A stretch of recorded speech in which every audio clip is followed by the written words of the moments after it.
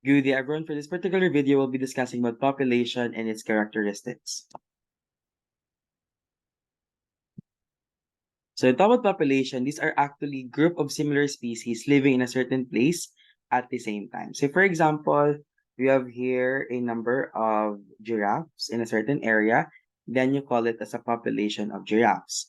On the other hand, you can see different or a number of monkeys in this particular picture, and it is known also as a population. Organism, on the other hand, is a single living individual in a certain community, such as your plant, animal, and other living thing. So when we take out one species, either it is a plant or an animal, then we can call it as an organism. Remember or take note and talk about organism, it should be a single living individual in a certain community.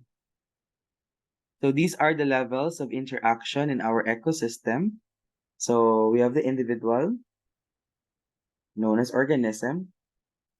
If you have a number of this particular individual or organism, then you call it as a population. When there is an interaction between different species, then it is a community. When there is already an interaction between living and non-living things, you call it as an ecosystem. When it forms a particular characteristic within a given temperature or wide range of habitat, then you call it as your biome. And around the world, you also know it as your biosphere. So by the way, talk about biome is based on geography. In this particular case, it's a seawater biome. So individual level, ecologists are interested in how organisms react individually and physiological manner. They are interested in knowing questions of why some organisms can survive in extreme conditions such as high temperature or very low temperature. So this is based on the individual level. It depends on its adaptability and at the same time the characteristics, the survival rate of the particular individual. Population level, the interaction of organisms of the same species is also of great interest to ecologists since it will open avenues on deeper analysis on the behavior of every individual member of that particular population. So talk about population size. This is the number of individuals in a population. For example, a population of insects might consist of 100 individuals or individual insects or many more. So population size influences the chances of the species surviving or going extinct. Generally, very smaller populations are at greatest risk of extinction. So if there are already a small number of the particular animal or organism in the wild or in the ecosystem, then they are usually classified as critically endangered, where they are actually prone to extinction. Actually, the more the better when talk about ecosystem, we talk about population. Because when it is already diminishing or there's only a little number of the particular organism, then the survival rate will be also lower. However, the size of a population may be less important than its density. So when we talk about density, by the way, um, when we talk about population density in this particular case, this is actually the average number of individuals in a population per unit area or volume. Take note of this one, number of species or number of population in particular area. So we already solved this last time. Say for example, a population of 100 insects that live in an area of 100 square meters has a density of 1 insect per square meter, which is very ideal. 1 insect in a square meter. So the principle of population ecology, population density is not enough to know just how many. Need to know per unit area. So we could actually assess if that particular population is already overpopulated or underpopulated. And based on this particular calculations, then we can decide the survival rate of that particular organism, whether they have enough resources or they have lesser resources in that particular area. Let's go back. Let's have first here the natality and the mortality. When we talk about natality is actually birth rate, while mortality is the death rate. So natality means the birth rate of a population. So usually this adds up to the population. When there is a child being born every day, then therefore it could add to the number of population. On the other hand, we talk about mortality. This means the death rate of a population. So that means when there is a dead person, then therefore it will diminish or decrease the number of population in terms of war, for example, in terms of the pandemic or different health issues. The mortality rate may be higher and the population might decrease. Number two, natality increases the growth and density of a population, as what I mentioned earlier. And the opposite to that, for mortality, it decreases the growth and density of a population. Now, let's talk about movement of people or species from one place to another. So, we talk about emigration with an E. Always remember the key term there is external. It is outside. It is living. So in emigration, individuals move out of that particular population. Immigration with an I, on the other hand, individuals enter into the population. So immigration in this case with an I, always remember I as in, inside, going in. So it will also be adding to the population of the particular ecosystem or the particular area. Number two, emigration reduces the density of the population. As what I mentioned, it will diminish since someone or a part of the particular population will actually move out of the particular area. Then therefore, it will decrease the density of the population. Contrary to that is the immigration with an I, wherein it increases the density of the population. Third, people living villages and coming to cities is emigration to the cities. Now, when they actually leave the village and go to the city, it's actually immigration to the cities. People living cities and going to the villages is immigration from the cities. Never mind this one. I hope you just understand the first two concepts related to the difference between emigration and immigration. Just remember again, emigration with an E means decrease in the population density, and at the same time, external. It's going out of that particular area. So it decreases the population size. Immigration, again, I, inside, into, so meaning it adds up to the population size of the particular area, thus also increasing the population density. So take note of this particular diagram for you to familiarize.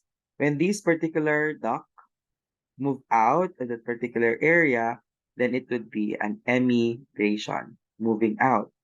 When it enters another area, or it adds to the population 2 in this particular diagram, then therefore it is immigration with an I. So also take note this particular diagram, birds and immigration with an I entering that particular local population. So therefore, it adds to the population size, also increasing the population density. On the other hand, when there is deaths and immigration from this particular diagram, it moves out of that particular population area.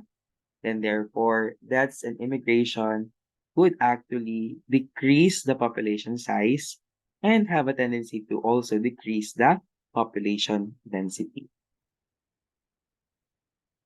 So we also mentioned about this one earlier. Population density is just the number of population per unit area.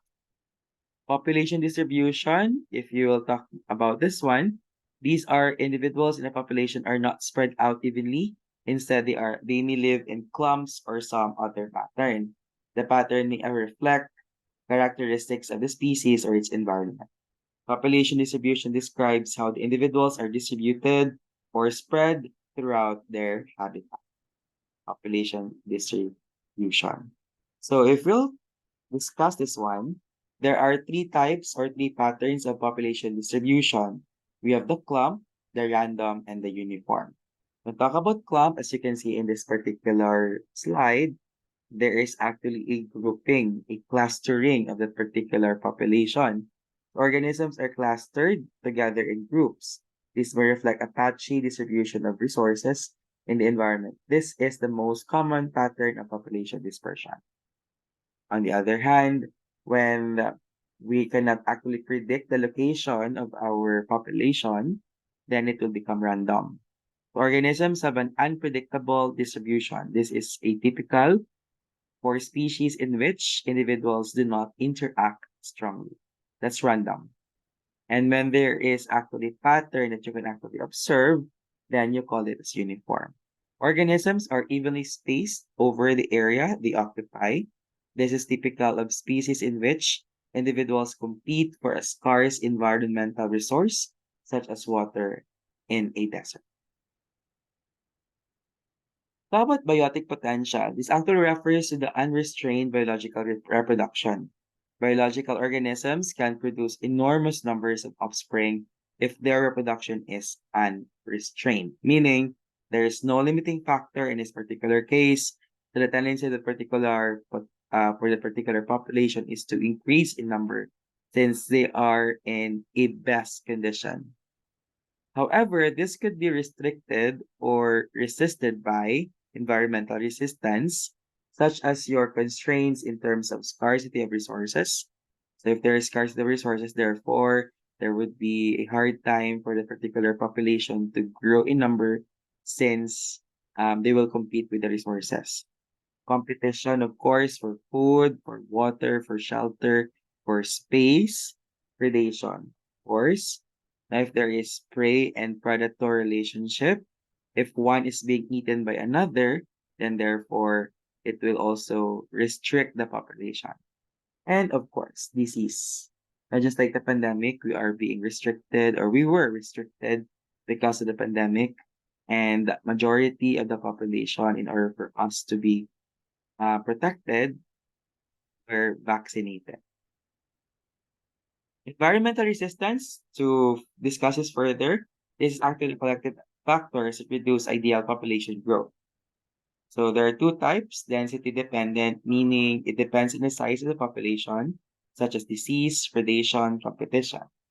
Density independent, factors that limit the population growth regardless of the size, such as your climate, your natural disasters. So um there's no they call this one. There's no restriction talk about density independent.